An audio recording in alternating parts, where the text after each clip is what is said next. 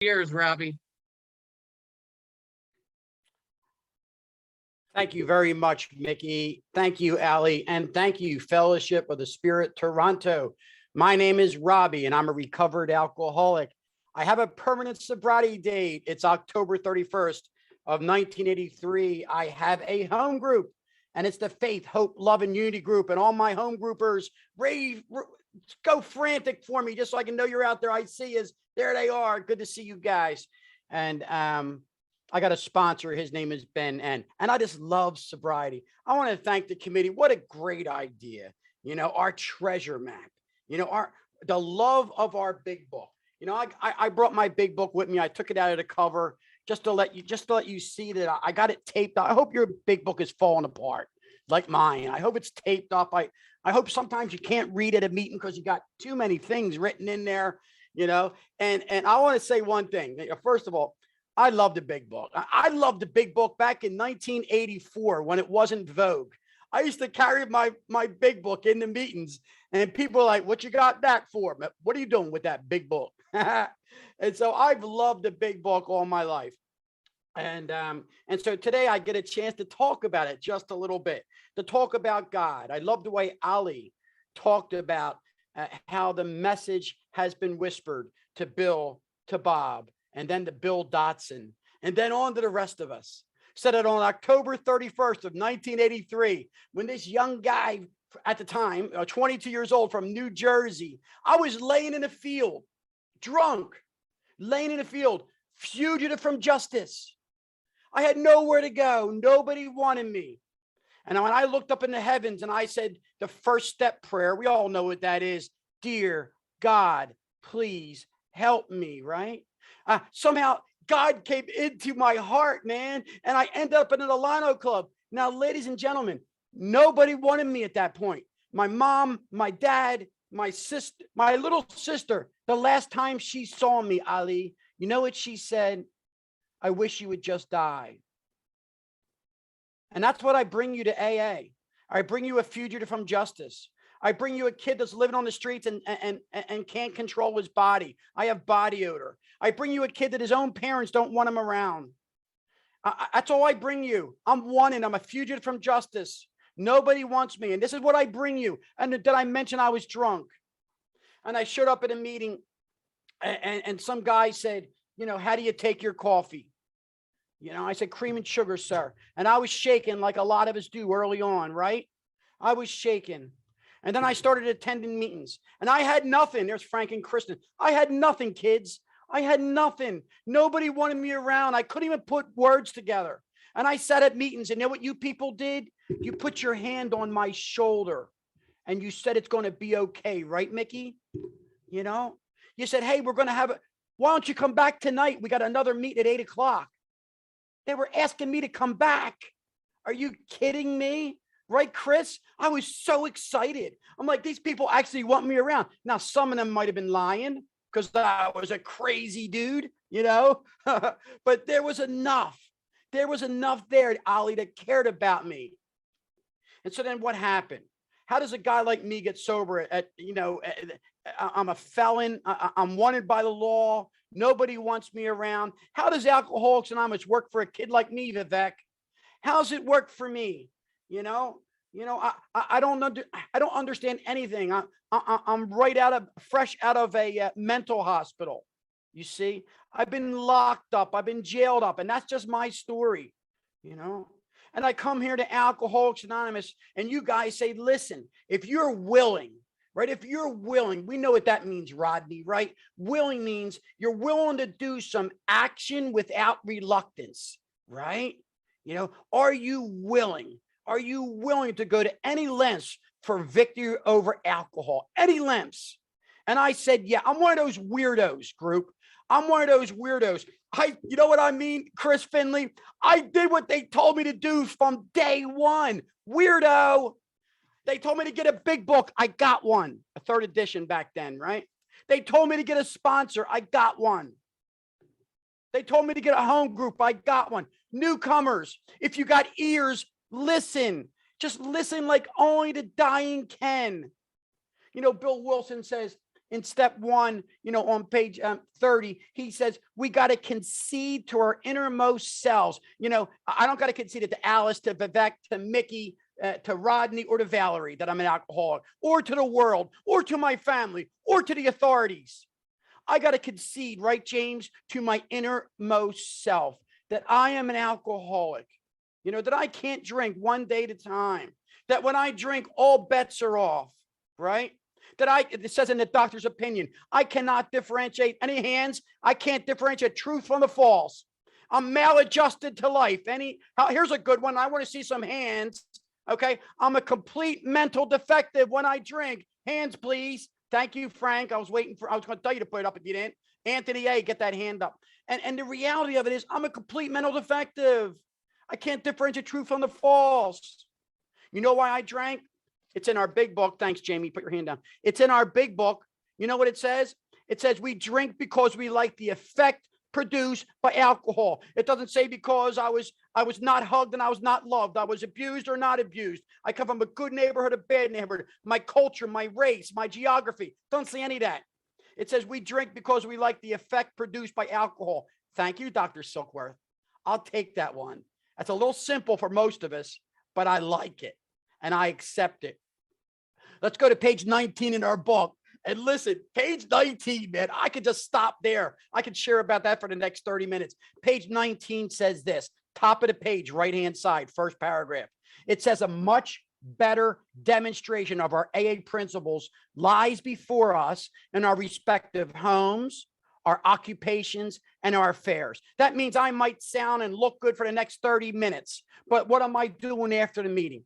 What am I doing when I go to my office, right? What am I doing with my family? Am I taking Alcoholics Anonymous and the truths that I learned in this big book? Am I taking it out there into the world? And I hope that's what we're doing.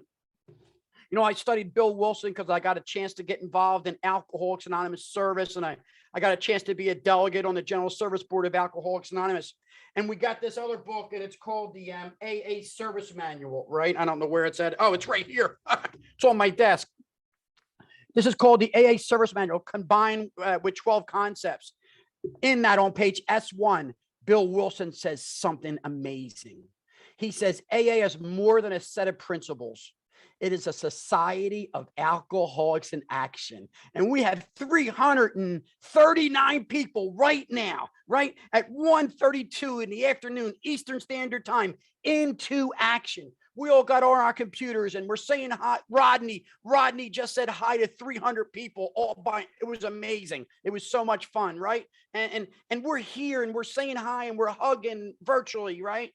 We're turning our videos on, most of us, and we get a chance to see that we are not alone. We don't recover alone. I don't. I'm going to tell you something else that's weird about me. I've been in AA since I got here. I'm not one of those guys that just didn't drink and go to meetings and I found out the truth. I went to a conference early on and I found out the truth. I found out what the big book was about. I found out what the 12 steps were about. I go to so many Canadian meetings, I say about like I'm from Canada. I'm not, sorry. So anyway, so I'm telling you, I just love this big book. I think that you guys got something going on here. I want to share this because I looked it up. It says a treasure map. Because remember, today we're at our treasure map, the big book of Alcoholics Anonymous. So a treasure map is a map that marks the location of a buried treasure. Ladies and gentlemen, there's a treasure within this book.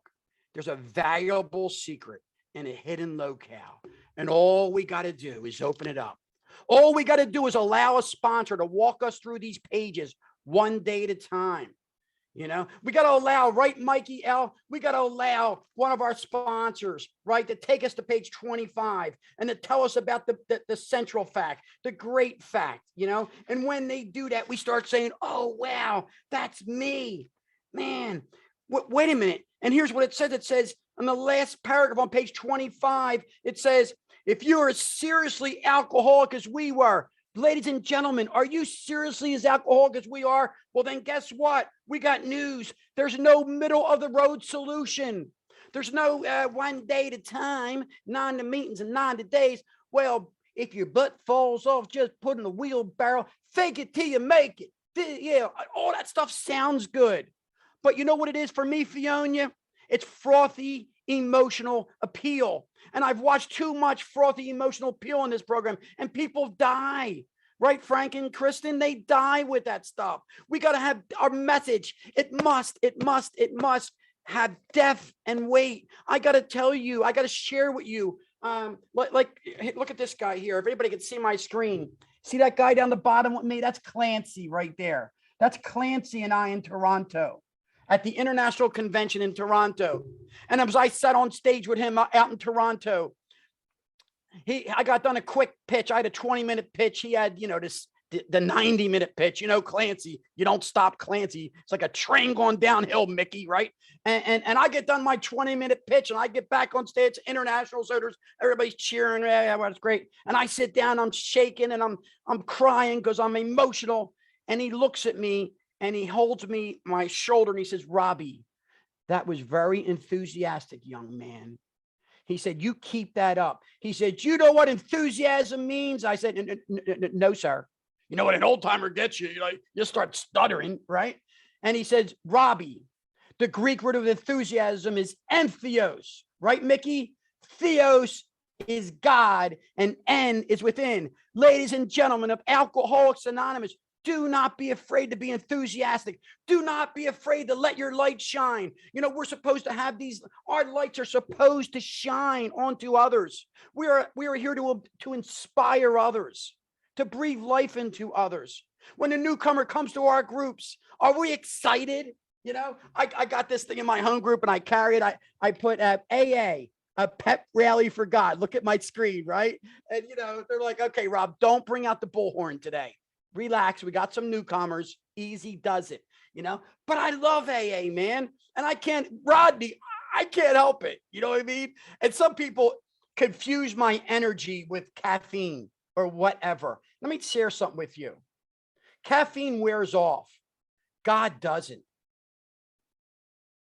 Caffeine wears off. God doesn't. Dr. Bob is dying to say something. Let's go to page 181 of our big books. This is from Dr. Bob because he is I just absolutely love him with all my heart and soul.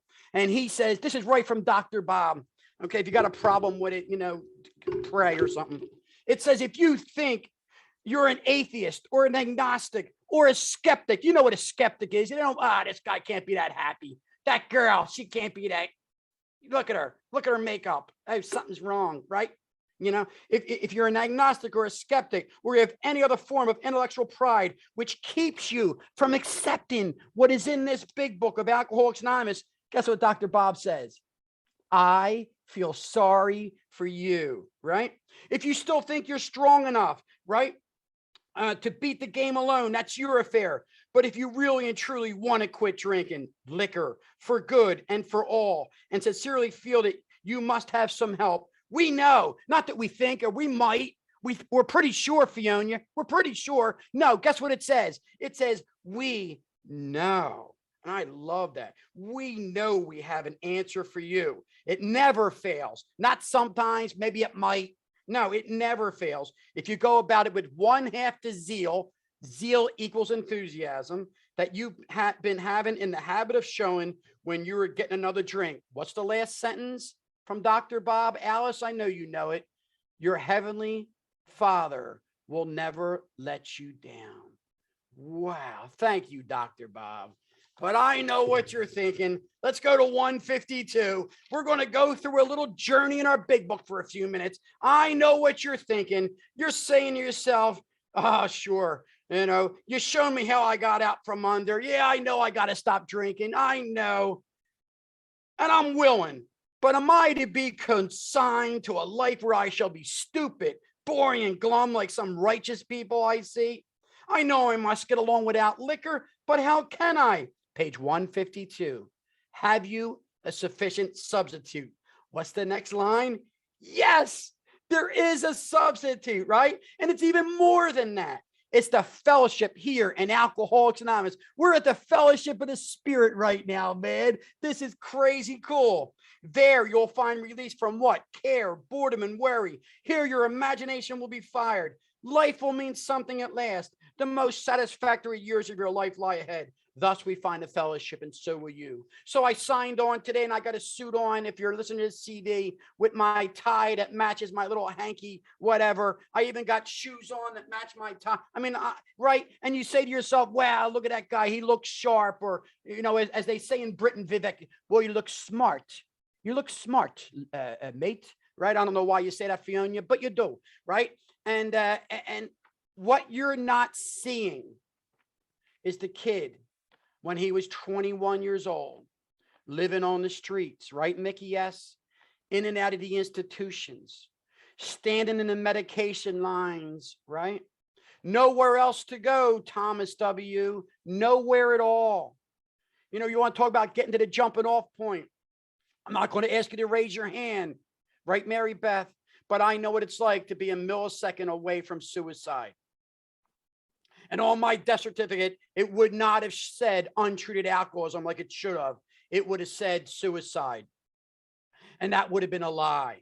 And through the grace of God today, because I'm sober, because of Alcoholics Anonymous, because I got here and I got the treasure map. I got a sponsor to take me through this big book a day at a time. Guess what he did? He said, Robbie. I said, yes. He said, turn to page 47.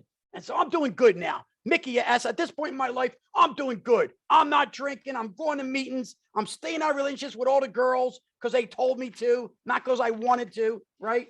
And he said, turn to page 47. So I went there and I said, what?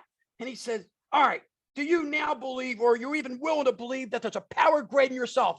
I said, well, duh, yes. I hear you guys talking about that higher power.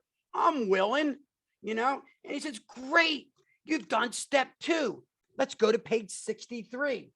I said, okay. I thought we had to go through a full meeting or 2 weeks for each step. He said, let's go to 63. I'm running this show. You just listen. So I went to 63 and he said, I want you to read the 3rd step. So I read it. And I said, many of us have said, I said, God, I offer myself to thee to build with me and to do with me as thou wilt. Relieve me the bondage of self that I may better do thy will. And here's the big part. Take away my difficulties so that victory over them may bear witness to those that I would help of thy power, thy love, and thy way of life. So I prayed for that, I prayed for that, Ali, that God would take away my difficulties. He would take, and he did, root and branch. With a year of sobriety, I was in front of a judge in Philadelphia, Pennsylvania, Vivek, and he wasn't impressed with my coin. I wasn't impressed with my coin. I showed him I got a year, I said. He said, oh, isn't that nice? And he banged the gavel and he said, 1 year, house of correction. And with a year, I went inside a prison on State Road in Philadelphia, and there was nowhere for me to go, Rodney. And there was an AA meeting that met every Wednesday night. And I went to that meeting, Rodney. And I went I had my own big book. I went and I told those guys I was sober for over a year. I don't know if they believed me, but it didn't matter. You know, we walk through the valley of the shadow of death. We shall fear no evil. You know, his rod and his staff shall protect me. And it did. And I can't believe, I was afraid. You want to talk about being in prison with blue eyes and long hair? Not a good deal. Huh? Just throwing that out there, right? And he protected me, Vivek. He protected me. And then he told me, now what we're going to do is we're going to clear away. We're going to clear away the debris that's in the way of you getting sober. I said, well, what do you mean? He said, well, listen to this. If you have a glass of milk before you go to bed, right, Mickey, you know, with your double stuffed Oreos, and you got a nice little vitamin D, 17, 20 ounce glass, right? And when I finish that, I put it in the cup, in the dish sink, right? Maybe there's an ounce left. Maybe I miss a little bit of it. Well, he said, you don't get up in the morning and put orange juice on top of that and drink it. Well, so duh, I wash out the glass. He said, well, that's what you're going to do now. We're going to take step 4. We're going to start washing that cup out. We're going to wash you out inside. We're going to vigorously attempt at finding out what's blocking you from the sunlight of the spirit. And, just wash your glass. And now what happens? I'll give you a quick example. Check this out, Mickey. So I do a lot of road trips, conventions and conferences. And every once in a while, we'll go to see somebody speak. Like I'll go see Mary Beth's Jimmy A somewhere. And we go up to see Jimmy A speak, right? 4 of us, right? And 3, we're all leaving. And all 3 of us like, what a great meeting. Jimmy was powerful. That was great. And oh yeah, Mary Beth and her, that was great. And one guy said, I didn't like his message. I didn't enjoy it. What's the difference? What's the difference between all 4 of us? See, I believe 3 of us, our vessels were ready. Our glass was clean.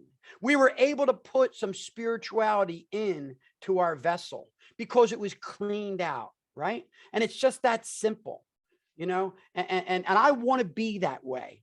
I love Dr. Paul from California, where he writes about acceptance is the answer.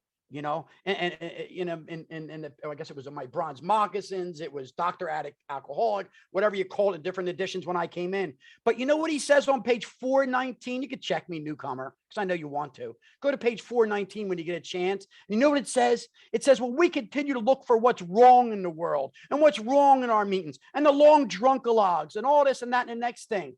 We're missing the point. But when we start looking for the good, isn't that what we see?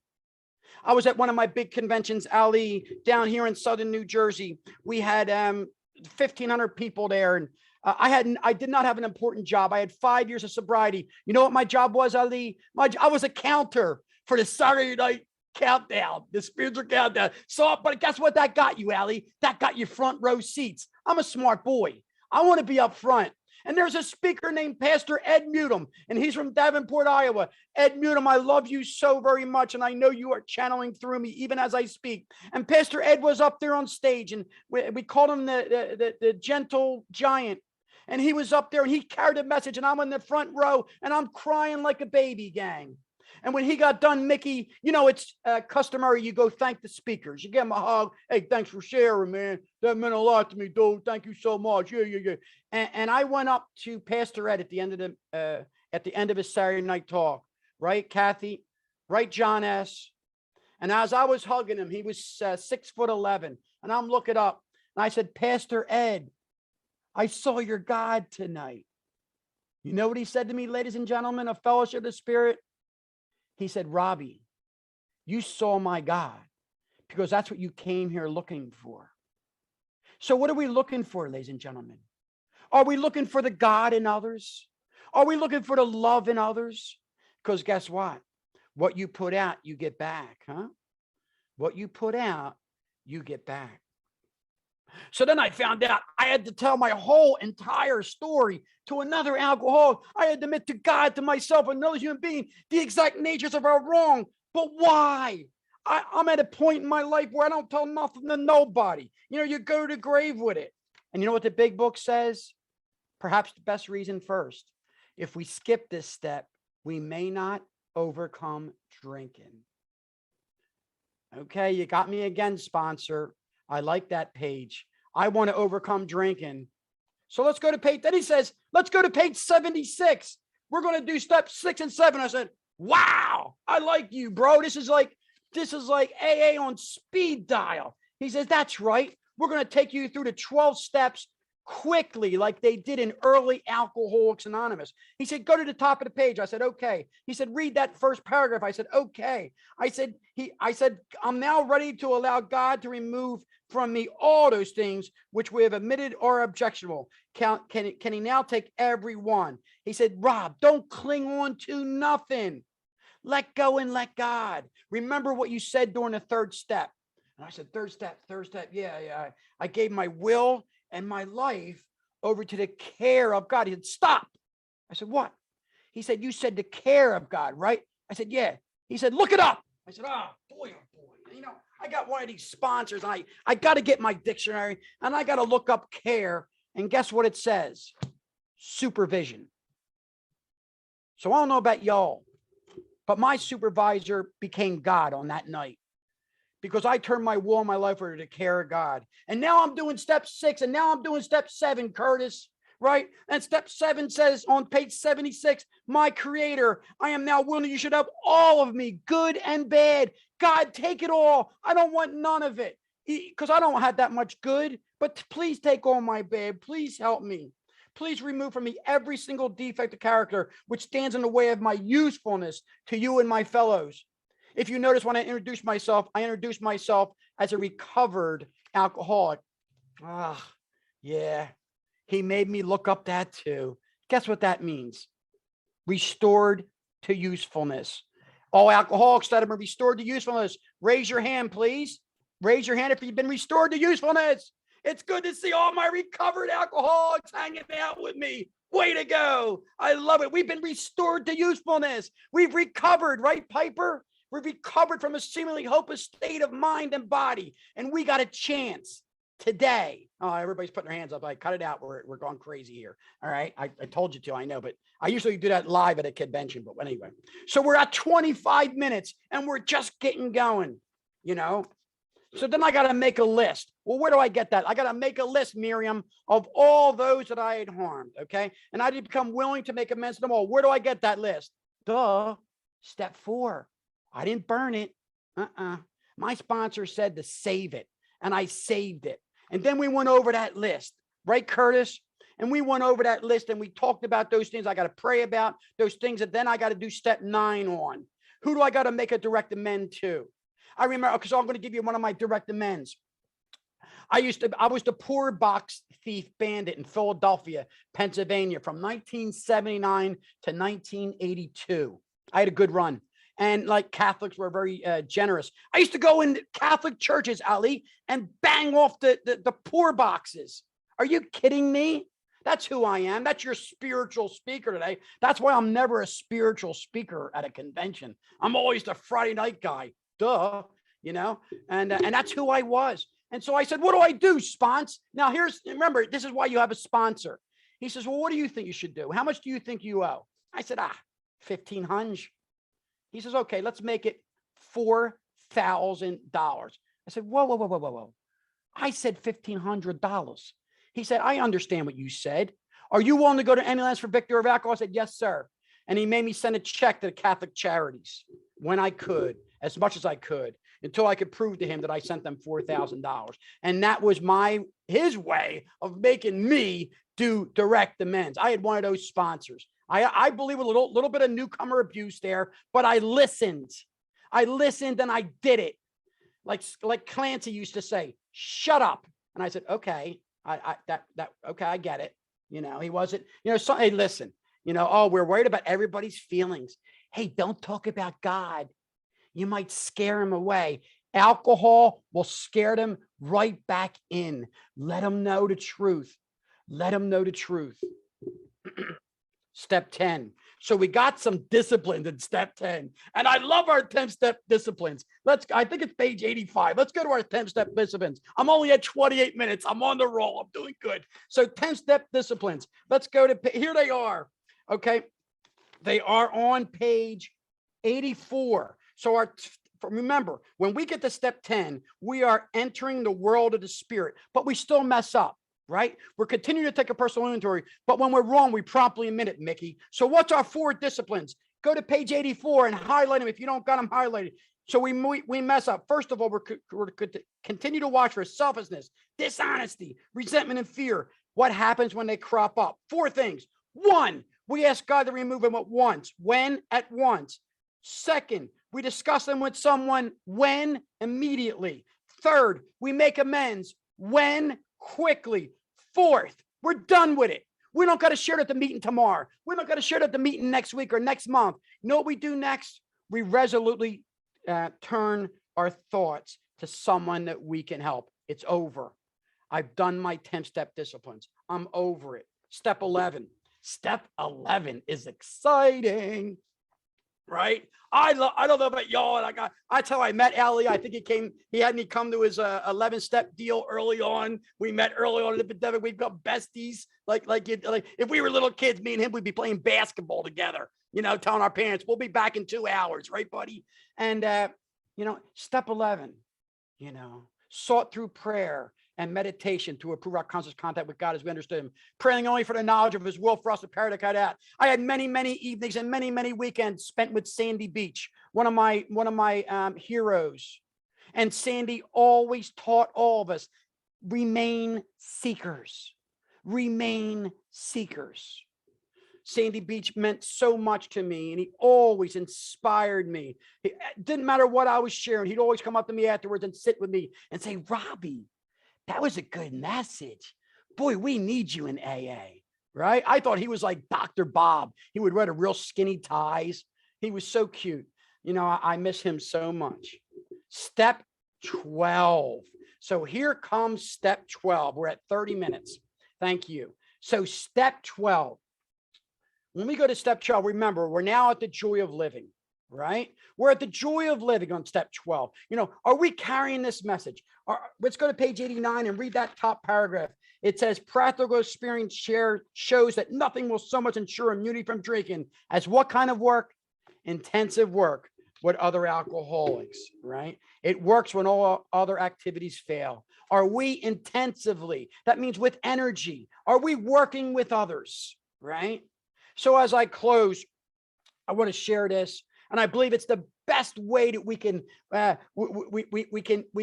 talk about us being an alcoholic. I believe when we're new, we're a gray slab of clay, right, ladies and gentlemen? Just a gray slab of clay when we come to AA, right? Then at some point, Chris Finley, right, the Potter man comes in, right, and starts molding us, right? Our sponsors, they just start molding us, and then they put us in an oven, right? And then we come out and they start painting us and putting shiny stuff on us, right, Chris? And before you know it, we become, like in this case, right, a teapot, right? And this teapot all of a sudden was on a shelf one day and somebody came in and bought him, right? And his master gave him some parting words as he left. And he went to this diner and he started serving people great teas, right? Scones. And one day this couple came in, right? Mickey and Allie came in, and the teapot began to speak. And he said, sit down, have a nice cup of tea, right? Have some scones, you know, you guys are going to have a great time. And they're amazed. This teapot is speaking to them. And they said, how can you speak? And you know what he said? Thank you very much. He said, listen, I used to be a gray slab of clay, right? And I stayed, you know, I listened to my master, right? And I changed. He put me in an oven and he molded me, right? We go to meetings, we listen to a sponsor, we go through the big book, right? And he said, and then one day I got sold to this restaurant and my master told me to continue to pour out my story to anybody and everybody that would listen. But then he told me one last parting deal. And the couple looked at him and said, well, what's that? He said, my master said, don't ever forget to leave your lid ajar just a little bit so that my wisdom and my hope and my courage and my mercy can continue to come into your life. So, ladies and gentlemen, I know we're all gray slabs of clay when we come into Alcoholics Anonymous, but a day at a time, we can become beautiful teapots, amazing clay jars. We can become anything we want to be today. And all we got to do is believe, have faith, book in hand. Page 102 of the big book says we can go to the most sordid places on the face of this earth and God will keep us unharmed, right? Stay on the firing line of life, ladies and gentlemen, right? And we'll never, ever have to worry about having another drink or another drug again. In my last minute, I want to say this. It's been an honor being here today.